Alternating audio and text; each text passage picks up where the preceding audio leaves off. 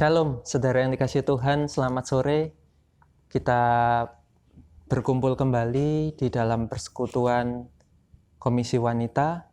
Sungguh saya sangat bersyukur kita boleh kembali bersekutu bersama. Saya sangat berharap keadaan saudara sehat pada saat ini. Saudara, sebelum kita merenungkan firman Tuhan, saya mengajak setiap kita, mari kita memuji Tuhan dengan pujian Engkaulah Tuhan. Mari kita siapkan hati kita. Kita mau mengagungkan Tuhan, mengakui bahwa Yesus adalah Tuhan dan Raja. Ku rindu setiap waktu. Ku rindu setiap waktu. Hidupi kebenaran-Mu, bukan dengan kuatku, namun karena Roh-Mu. Yesus, Kau yang ku pegang teguh.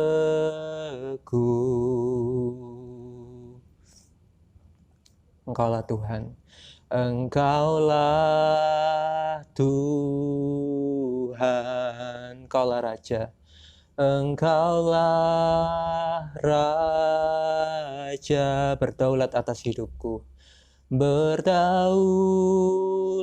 atas hidupku, ku berserah penuh. Sekali lagi, Engkaulah Tuhan, Engkaulah Tuhan, Engkaulah Raja, Engkaulah Raja, berdaulat atas hidupku, ku berserah penuh. Mari kita satu dalam doa. Allah Bapa yang ada di dalam surga, sungguh kami bersyukur untuk kebaikan-Mu Tuhan kepada kami. Pada kesempatan kali ini Tuhan memberi kami waktu, Tuhan memperkenan kami boleh merenungkan firman-Mu. Bapa, tolong setiap kami yang sama-sama merenungkan firman-Mu pada kesempatan kali ini, boleh semakin mengenal-Mu, boleh semakin mengerti apa yang Tuhan kehendaki dalam hidup kami melalui perenungan akan firman-Mu. Pada kali ini kami akan merenungkan tentang kelahiran baru. Kiranya Tuhan membukakan hati kami untuk boleh mengerti, untuk boleh menghidupi makna kelahiran baru di dalam hidup kami yang sudah Tuhan perkenan kepada kami. Terima kasih untuk kebaikan-Mu Tuhan. Berkati waktu-waktu yang ada. Dalam nama Tuhan Yesus kami berdoa dan mengucap syukur. Amin. Saudara yang dikasihi Tuhan, tema pada perenungan firman Tuhan kali ini adalah, benarkah Anda sudah lahir baru? Benarkah Anda sudah lahir baru? Nas dari Yohanes 3 ayat 1-21. Saya akan membacakan bagi kita semua. Saudara dapat menyimak di Alkitab masing-masing.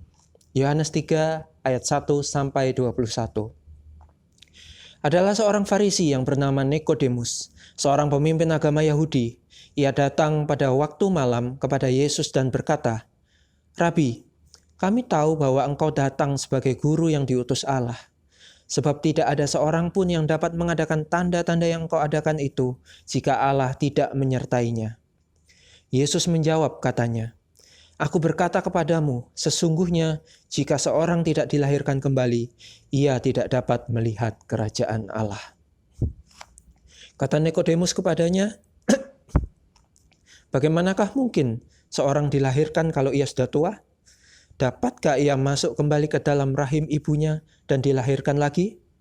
Jawab Yesus, "Aku berkata kepadamu, sesungguhnya jika seorang tidak dilahirkan dari air dan roh, ia tidak dapat masuk ke dalam kerajaan Allah.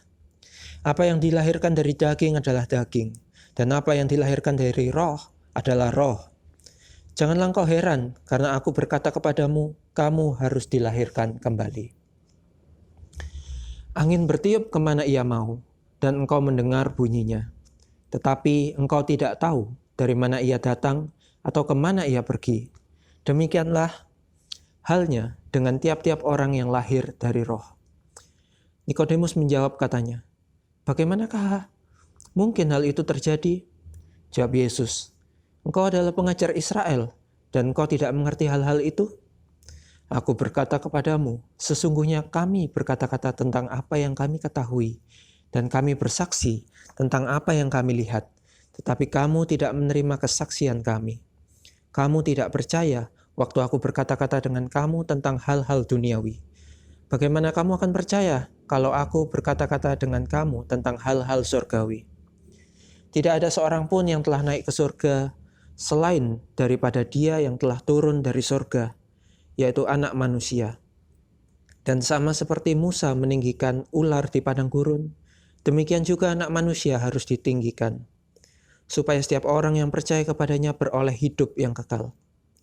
Karena begitu besar kasih Allah akan dunia ini, sehingga Ia telah mengaruniakan Anaknya yang tunggal, supaya setiap orang yang percaya kepadanya tidak binasa, melainkan beroleh hidup yang kekal. Sebab Allah mengutus Anaknya ke dalam dunia, bukan untuk menghakimi dunia, melainkan untuk menyelamatkannya oleh Dia. Barang siapa percaya kepadanya, ia tidak akan dihukum. Barang siapa tidak percaya, ia telah berada di bawah hukuman. Sebab ia tidak percaya dalam nama Anak Tunggal Allah.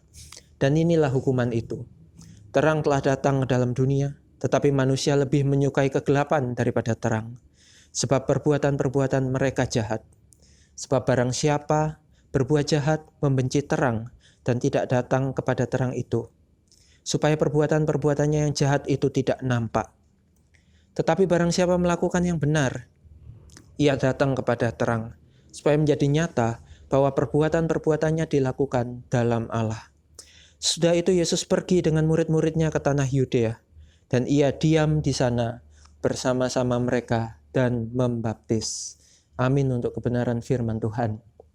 Saudara yang dikasihi Tuhan, nas ini secara umum berbicara tentang seorang Nikodemus dan kelahiran baru. Nah, kita akan merenungkan bersama apa itu kelahiran baru, maknanya bagaimana. Dan pertanyaan yang penting untuk kita jawab bersama adalah, apakah kita sudah lahir baru? Untuk mengerti hal ini, saya akan mengajak kita untuk melihat konteks di mana Nikodemus menjawab panggilan Allah. Sebelum Nikodemus datang kepada Tuhan Yesus pada malam hari, kemungkinan besar Nikodemus telah melihat perbuatan-perbuatan besar yang dilakukan oleh Yesus selama Yesus ada di Yerusalem. Memang pada saat itu Yesus melakukan perbuatan-perbuatan tersebut agar orang Yerusalem percaya bahwa Yesus itu datang dari Bapa. Jadi memang salah satu misi Yesus yang diemban, yang harus dikerjakan oleh Yesus adalah membuat orang-orang mengenal Bapa, memberitakan kerajaan Allah. Nah, salah satu caranya adalah dengan melakukan banyak perbuatan-perbuatan, mujizat-mujizat, agar orang-orang pada saat itu percaya bahwa Yesus itu memang berasal dari Bapa. Dan rupanya Nikodemus adalah salah seorang yang hatinya terbuka untuk percaya kepada Tuhan Yesus. Saudara, kejadian di Yerusalem ini menjelaskan bahwa Allah menginginkan agar semua orang itu percaya kepada Yesus. Nah, namun faktanya tidak semua orang di Yerusalem mau percaya. Walaupun tanda-tanda yang diadakan Yesus tidak mungkin terjadi jika Allah tidak menyertai. Saudara, memang pada saat itu banyak sekali kejadian-kejadian ajaib selain dilakukan oleh utusan-utusan Allah. Tapi karakter dari kejadian-kejadian ajaib, perbuatan-perbuatan ajaib itu sangat berbeda dengan karakter mujizat yang dibawa oleh utusan Allah. Dengan ilmu-ilmu sihir, para penyihir bisa melakukan hal-hal yang supranatural, yang ajaib, yang bersifat mujizat. Tapi karakternya berbeda dengan perbuatan-perbuatan mujizat yang berasal dari Allah. Misalnya, para nabi yang melakukan perbuatan-perbuatan ajaib tidak akan mencari keuntungan, hanya bergerak berdasarkan firman Allah.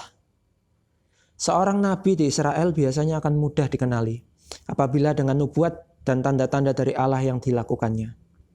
Oleh sebab itu seharusnya orang-orang Yerusalem mengenali tanda-tanda yang dibawa oleh Yesus.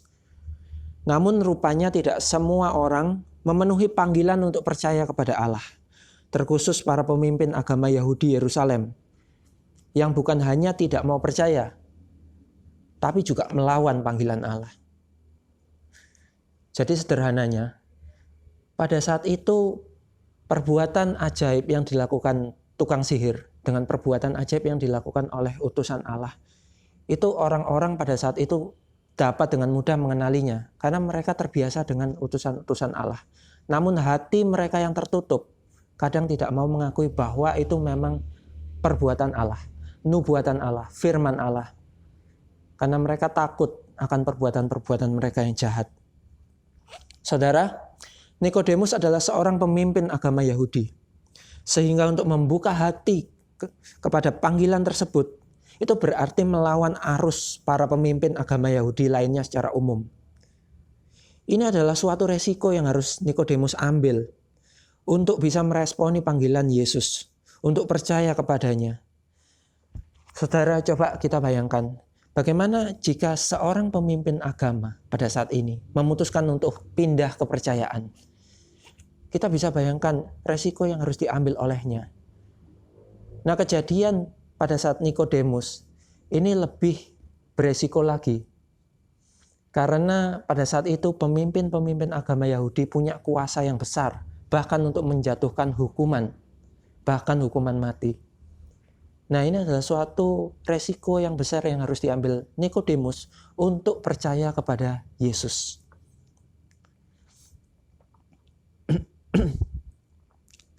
Pelajaran pertama yang bisa kita petik, saudara, dari hal ini atau dari peristiwa ini adalah Allah ingin agar setiap kita meresponi panggilan untuk percaya kepada Tuhan Yesus. Namun pertanyaannya adalah apakah kita termasuk orang yang memenuhi panggilan tersebut? Atau jangan-jangan selama ini kita memang sudah beragama Kristen, tapi belum pernah secara sungguh-sungguh menerima Yesus sebagai Tuhan dan Juru Selamat pribadi. Apakah kita menunggu tanda-tanda mukjizat dari Allah, baru kita mau menerima Yesus dengan sungguh? Atau apakah kita harus punya situasi seperti Nikodemus? Kita menunggu resiko datang kepada kita, baru kita bisa percaya kepada Yesus? Saudara, dalam kondisi apapun, sebaiknya kita segera menerima Yesus secara sungguh. Tidak harus menunggu situasi yang sulit ataupun menunggu situasi di mana ada mukjizat. Kalau kita hanya menunggu situasi-situasi seperti itu, jangan-jangan nanti kita tidak punya waktu, saudara. Sebaiknya segera terima Yesus sebagai Tuhan dan Juru Selamat secara pribadi. Selanjutnya, mari kita bicarakan tentang lahir baru dan kerajaan Allah. Karena di dalam nas yang kita baca tadi, lahir baru dan kerajaan Allah rupanya punya hubungan, punya relasi. Saudara, 2 kali Tuhan Yesus mengungkit tentang kerajaan Allah dalam perbincangan dengan Nikodemus. Bahkan di dalam Yohanes, istilah kerajaan Allah hanya muncul di dalam perbincangan ini. Injil kerajaan Allah adalah berita yang dibawa oleh Tuhan Yesus untuk manusia. Saudara bisa lihat di Lukas 4 ayat 43. Kerajaan Allah adalah pengharapan bagi orang-orang yang rindu untuk hidup bersama Allah. Orang-orang yang menginginkan keselamatan dari Allah. Yesus berkata di dalam Matius 6 ayat 33, "Tetapi carilah dahulu kerajaan Allah dan kebenarannya, maka semuanya itu akan ditambahkan kepadamu." Saudara, sementara itu ada seorang yang bernama Yusuf Arimatea, seorang anggota majelis besar yang pada kematian Yesus mengurus mayat Yesus bersama Nikodemus. Orang itu, si Yusuf Arimatea, dikatakan menanti-nantikan kerajaan Allah. Saya akan bacakan di dalam Markus 15 ayat 43. Karena itu Yusuf orang Arimatea, seorang anggota majelis besar yang terkemuka, yang juga menanti-nantikan kerajaan Allah, memberanikan diri menghadap Pilatus dan meminta mayat Yesus. Saudara, Yusuf Arimatea ini juga seorang yang tidak sembarangan. Ketika dia memilih untuk percaya kepada Tuhan Yesus, dia juga punya risiko yang besar karena dia adalah seorang anggota majelis besar. Nah, fakta yang unik, saudara, di dalam Yohanes 19, kita akan temukan pada akhirnya nanti Yusuf Arimatea dan Nikodemus, seorang yang pernah mendatangi Yesus dengan hati yang penasaran, akan berkumpul bersama untuk mengurus mayat Yesus pada kematian Yesus. Kita bisa lihat di Yohanes 19 ayat 38-39, saya akan bacakan untuk kita semua.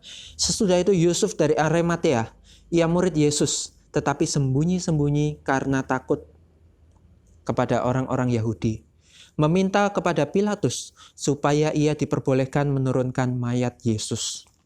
Dan Pilatus meluluskan permintaannya itu. Lalu datanglah ia dan menurunkan mayat itu. Juga Nikodemus datang ke situ. Dialah yang mula-mula datang waktu malam kepada Yesus. Ia membawa campuran minyak mur dengan minyak gaharu kira-kira 50 kati beratnya. Nah, ini adalah sesuatu yang indah, saudara. Jadi rasa penasaran Nikodemus membawa Nikodemus untuk percaya kepada Tuhan Yesus. Yusuf Arimatea dan Nikodemus adalah orang-orang yang memenuhi panggilan Yesus untuk percaya. Orang-orang yang menanti-nantikan kerajaan Allah. Kerajaan Allah berkaitan dengan pengharapan orang percaya untuk hidup kekal bersama Tuhan Yesus. Di dalam perbincangan ini, Tuhan Yesus mengatakan bahwa orang tidak dilahirkan kembali. Orang yang tidak dilahirkan kembali tidak dapat melihat kerajaan sorga. Di sini ada relasi yang sangat kuat.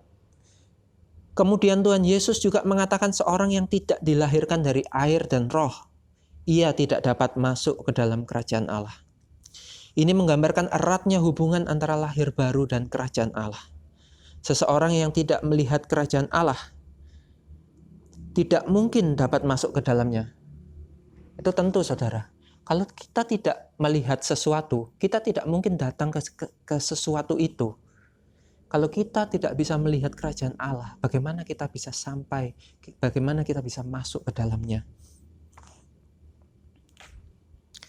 Untuk dapat masuk ke dalam kerajaan sorga, orang tersebut harus dilahirkan dari air dan roh. Saudara, air adalah simbol pembersihan, dan roh adalah simbol kuasa. Ini menggambarkan kuasa Kristus yang menebus manusia dari dosa dan memberikan hati yang baru kepada manusia untuk dapat taat kepada Allah. Melalui Roh Kudus setelah mengalami kelahiran baru, barulah orang percaya bisa mengharapkan kehidupan kekal, menjadi anak Allah dan masuk ke dalam kerajaan surga. Nah, saudara, sekarang pertanyaannya adalah, apa sih yang dimaksud dengan lahir baru? Jika lahir baru adalah perubahan seorang sedemikian rupa, sehingga keadaan yang baru itu hanya bisa digambarkan dengan kelahiran baru atau kelahiran kedua, tentu tidak sulit untuk mengerti hal itu. Namun untuk mengalaminya adalah persoalan yang berbeda. Mengapa Nikodemus, seorang yang terpelajar, tidak bisa mengerti hal ini? Padahal Nikodemus adalah seorang yang belajar kitab. Dan di dalam PL, Nabi Yeskiel berulang kali membicarakan tentang hati yang baru di dalam diri manusia. Seharusnya Nikodemus mengerti, namun Nikodemus masih mempertahankan diri. Berusaha untuk tidak mengerti. Nah, ini yang berbahaya, saudara. Selanjutnya, apa yang dikatakan Yesus sangat penting untuk mengerti tentang kelahiran baru. Kelahiran baru harus berasal, harus dilahirkan oleh roh. Dan roh itu seperti angin. Angin dapat dirasakan akibatnya. Seperti, saudara, misalnya angin dapat menggoyangkan pohon. Angin yang kencang dapat merobohkan satu bangunan yang kecil misalnya. Kemudian angin bisa menggerakkan perahu layar dan sebagainya. Namun angin tak dapat dilihat. Nikodemus hanya dapat mengerti dan mengalami kelahiran baru hanya oleh kuasa Roh Kudus.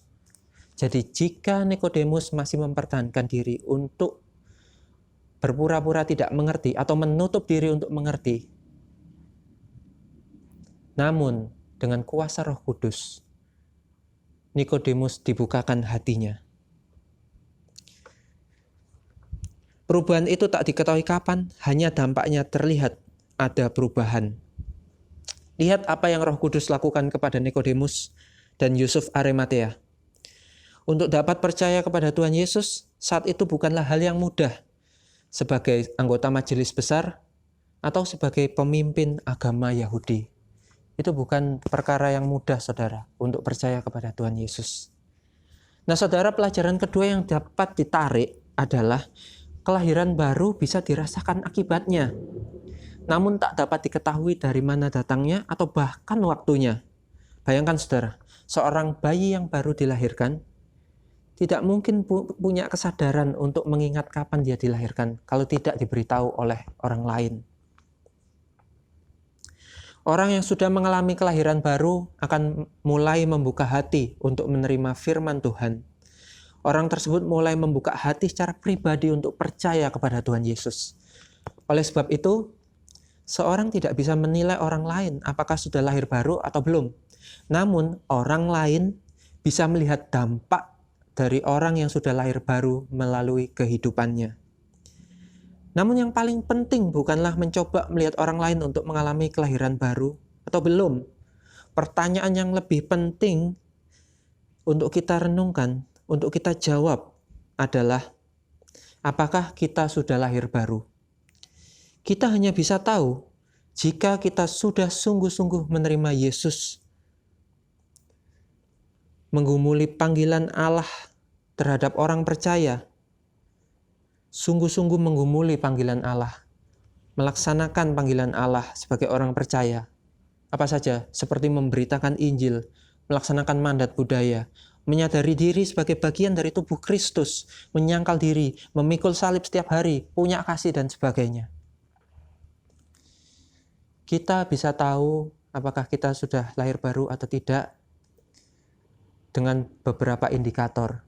Kita tidak bisa menjustifikasi orang lain apakah sudah lahir baru atau tidak, tapi kita bisa melihat dampaknya. Ada perubahan di dalam orang yang sudah lahir baru. Nah, saudara, saya akan mengajak kita, mari kita merenungkan juga, jika kita sudah mengalami kelahiran baru, atau orang yang sudah lahir baru, bagaimana seharusnya dia hidup? Di ayat 17 dikatakan, sebab Allah mengutus anaknya ke dalam dunia, bukan untuk menghakimi, melainkan untuk menyelamatkan oleh dia. Bukan untuk menghakimi dunia, melainkan untuk menyelamatkan oleh dia. Saudara, Yesus memang datang sebagai penyelamat. Namun oleh kedatangan Yesus, manusia bisa terhakimi oleh perbuatannya sendiri. Nah, ini seperti seolah-olah bertentangan, saudara. Tapi sebenarnya tidak. Sama seperti orang-orang Farisi yang tidak mau menerima berita yang Yesus bawa. Mereka menutup mata, telinga, dan hati terhadap berita-berita yang dibawa oleh Yesus. Mereka lebih menyukai keadaan mereka saat itu sebagai pemimpin agama yang punya banyak keuntungan. Saudara, pemimpin agama pada saat itu punya kuasa yang luar biasa. Dan mereka mungkin nyaman dengan kondisi-kondisi seperti itu. Dan saya sangat yakin kalau mereka melakukan perbuatan-perbuatan yang jahat, saya sangat yakin mereka juga menyadari hal itu. Contoh, di pasal sebelumnya, dari pasal 3 Yohanes ini, Yohanes pasal 3 ini, kita bisa lihat ketika perbuatan-perbuatan ketidakadilan yang dilakukan oleh para pemimpin-pemimpin agama, yaitu memonopoli korban persembahan di bait Allah. Itu ada suatu perbuatan yang luar biasa, menyusahkan orang banyak. Dan saya yakin bahwa mereka menyadari bahwa perbuatan seperti itu seharusnya tidak boleh, seharusnya salah. Tapi manusia memang lebih menyukai kegelapan daripada terang. Mereka tidak ingin perbuatan yang salah itu dibuka, Nah, kedatangan Tuhan Yesus ke dalam dunia bagi orang-orang yang percaya kepada Dia adalah sebagai penyelamat. Namun bagi orang-orang yang menyukai kegelapan, yang tidak ingin perbuatan-perbuatan jahatnya terbuka oleh terang, mereka akan terhakimi oleh perbuatan-perbuatannya sendiri. Manusia secara naluri tidak ingin perbuatan-perbuatan jahatnya kelihatan. Maka bagi orang-orang seperti ini, kedatangan Yesus sebagai penghakiman. Di dalam Yohanes 9 ayat 39 dikatakan, "Aku datang ke dalam dunia untuk menghakimi, supaya barang siapa yang tidak melihat dapat melihat, dan supaya barang siapa yang dapat melihat menjadi buta." Oleh sebab itu, hidup setelah kelahiran baru adalah hidup di dalam terang, oleh sebab perbuatan-perbuatan yang dilakukan secara terang untuk kemuliaan Allah. Nah, saudara, pelajaran ketiga yang bisa kita tarik. Seorang yang sudah mengalami kelahiran baru secara alami memiliki kerinduan untuk hidup di dalam terang. Seorang yang sudah mengalami kelahiran baru seharusnya membenci perbuatan-perbuatan jahat dan selalu ingin hidup dalam terang kasih Allah. Semua perbuatan yang dilakukan oleh orang percaya seharusnya dilakukan untuk Allah. Orang percaya seharusnya memiliki buah-buah roh, kasih, sukacita, damai sejahtera, kesabaran, kemurahan, kebaikan, kesetiaan, kelemah lembutan, dan penguasaan diri.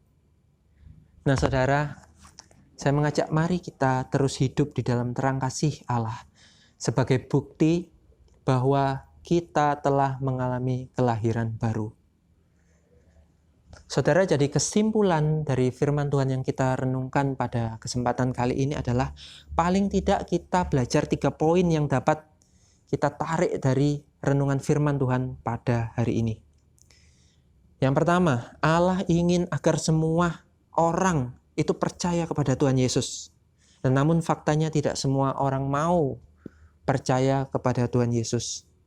Pertanyaannya, apakah kita sudah percaya kepada Tuhan Yesus sebagai Tuhan dan Juru Selamat pribadi? Atau jangan-jangan selama ini kita hanya percaya karena keturunan, karena kebiasaan, karena hanya untuk beragama saja. Kedua, kita bisa mengalami kelahiran baru hanya oleh peran Roh Kudus. Dan kita bisa percaya kepada Yesus. Setelah kita mengalami kelahiran baru, baru kita bisa percaya kepada Yesus. Kelahiran baru tidak diketahui dari mana datangnya dan kapan, namun bisa dirasakan dampaknya dalam kehidupan orang percaya.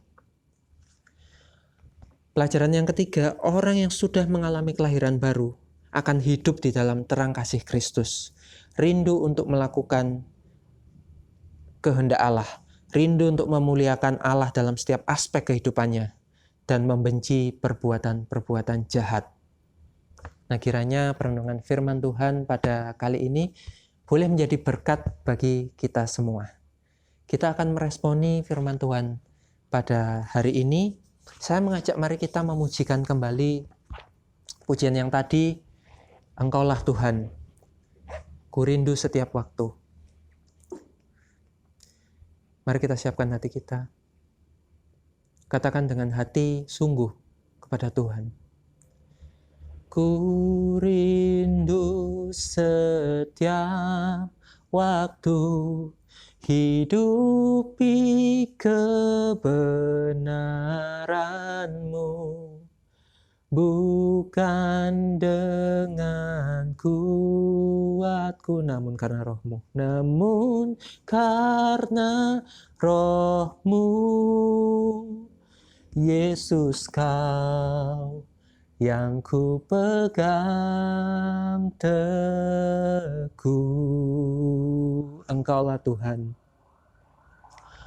Engkaulah Tuhan, Engkaulah Raja, Engkaulah Raja, berdaulat atas hidupku, berdaulat atas hidupku, ku berserah penuh.